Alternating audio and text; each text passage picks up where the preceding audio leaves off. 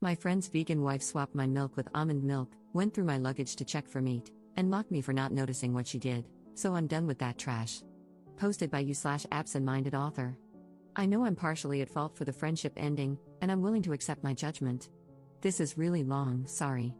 In November of last year, I, female, went to visit a friend, we'll call him Kevin, and stayed at his and his wife's house.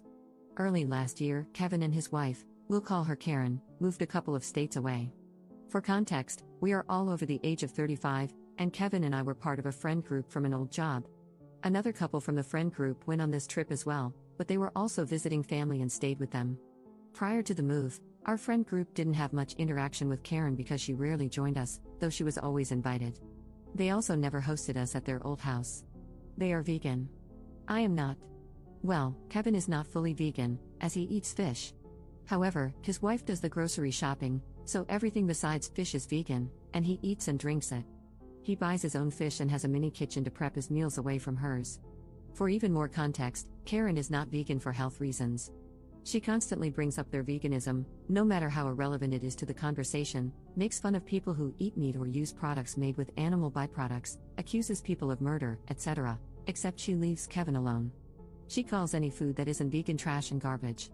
For example, when we'd hang out before they moved and she happened to be there, she would ask how people could eat such garbage whenever any of us ate meat.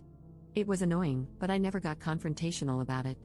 The day before I visited them, Karen sent a short list of rules regarding food.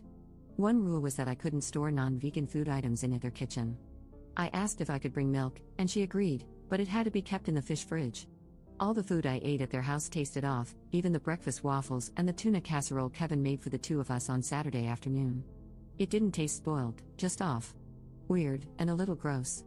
I've never eaten vegan before, so I assumed it was just the difference in ingredients.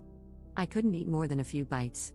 Fortunately, I packed some protein snacks, non-vegan, that I kept in my room, zipped in a canvas bag at the bottom of my suitcase. I wasn't explicitly prohibited from bringing snacks into my room. I kept my trash and disposed of it after leaving. I also ate some street food at the market that Kevin, our friends, and I visited Saturday afternoon, and ate like a horse at the restaurant we went to Saturday night, no shame, lol. My husband and I were supposed to visit them again this weekend, but Karen called me a couple of hours ago. She told me I wouldn't be allowed to bring milk this time. She also said my husband and I couldn't bring snacks and that I should have asked for permission last time. Apparently, she had gone through my suitcase when Kevin, our friends, and I were out at the market and found my snacks. On top of that, she told me she replaced my milk with almond milk and found it hilarious. I drank some milk Friday night before bed and another glass Saturday morning. Then, Kevin told me he'd used it to make waffles and wanted to save the rest for the casserole at lunch. What actually happened was, after I poured my glass Saturday morning, Karen dumped the rest out and replaced it with almond milk. Kevin knew but didn't tell me. I didn't check because he said he wanted to save it. The waffles and casserole were made with almond milk. I was so mad I knew I couldn't say anything nice. I told her I had another call coming in and hung up. After calming down, I called back to ask why she went through my suitcase and dumped my milk. She said it was her house, and she had a right to know, so she could go through my things. She dumped the milk because nobody can tell the difference between cow's milk and almond milk, and I wouldn't have known if she hadn't told me. I called her a controlling, self-centered freak, told her that Kevin has a stash of real cheese hidden in the fish fridge that he sneaks into his food, and hung up on her. Then I called Kevin. He sided with her, saying I crossed the line by asking to bring milk and that it was rude to order meat at dinner. We argued, and I told him it seems like our lives are going in different directions and we don't need to be friends anymore. I probably should have asked if it was okay to have non-vegan snacks in my room, or I could have kept them in my car. I also shouldn't have called her names. I was a guest in their house, and Kevin has half convinced me that I should have respected Karen's veganism and not brought non-vegan food at all. My husband thinks they're completely in the wrong and that, since their lifestyle isn't one most people follow, they should have made exceptions, especially since Kevin gets a fish exception. He's also furious that Karen went through my stuff and pointed out that if I were allergic to almonds, I could have gotten very sick. He thinks I'm better off without them and says ending the friendship was reasonable. He and Kevin got along but weren't particularly close, just like Karen and me. A few minutes ago, I got a "hey, can we talk" text. Honestly, I don't know if I'm going to respond. I'm just kind of done with it. Edit. I'm so sorry that I can't respond to all of your comments, just know that I am reading them. I'm calling Kevin on my lunch break today and will post an update afterward, since so many people have asked for one. Commenter. I would have told her you could tell because you thought her cooking was rancid, But you were simply too polite to say anything, and that's why you ate everything in sight when you left her house. And if she even thinks about snooping through your property again, you'll leave something worth finding, like a Ziploc bag of human crap. Don't worry, it was donated willingly, so it's vegan. But not really, because you totally ate meat in there. Also, I would be crapping in her toilet and not flushing, just in case she wanted to inspect that too. Update 1 day later. This is a long update, but it's the last one. First, thank you to everyone who responded. Your comments were not only helpful, but some made me cackle in a very unladylike manner. Secondly, I wanted to clarify that the bag Karen found in my suitcase contained emergency cash, a credit card, and snacks. It was hidden in my suitcase to keep it safe, not to hide food. I wasn't sneaking it in, important later, but I did have protein bars in there just in case I had issues with their food. Naughty me, I guess. I responded to Kevin yesterday and told him I needed some time to think and that I'd get back to him today. I took some of your advice and reached out to our friend group last night.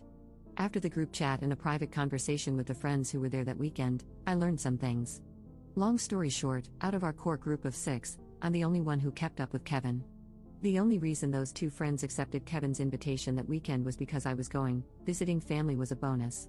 After taking the rest of the night to think about it and sleep on it, I realized that all of you were right about Kevin's complicity regarding the milk switch. I hadn't paid as much attention as I should have because I was so focused on the fact that Karen switched the milk to begin with. I also realized he never actually said anything in response to my telling him that Karen confessed to going through my stuff when I called him yesterday.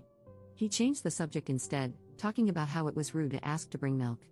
Anyway, I called Kevin on my lunch break today and ran down the list of issues: Karen going through my suitcase, him not telling me about the milk switch, Karen switching the milk to begin with after telling me I could bring it, and how what I eat is none of their business as long as I'm not contaminating their food.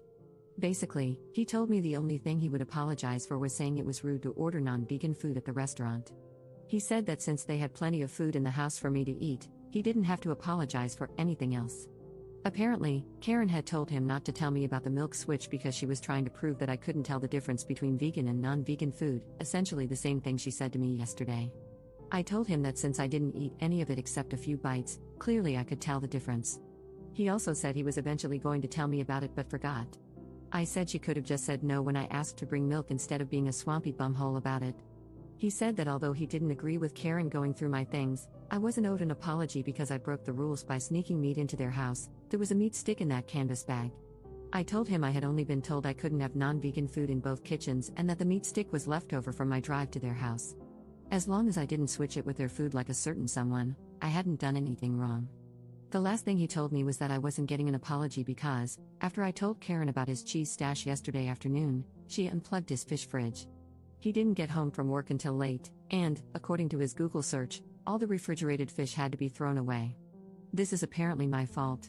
He said we were even now. He didn't tell me about the milk switch, and I snitched about his cheese.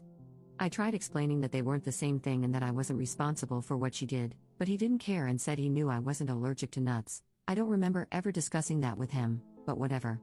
I asked if he truly believed that I didn't deserve any apologies from either of them, and he said yes.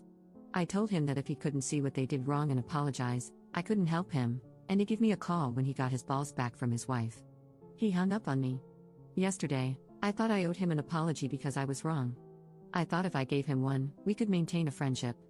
Today, I think the problem was that I was holding on to something that didn't exist anymore. Until you guys reality checked me, I ignored a lot of things and gaslit myself. So thank you, everybody, for the smack to the back of the head. Everyone should have people like you in their lives. Thanks for reading.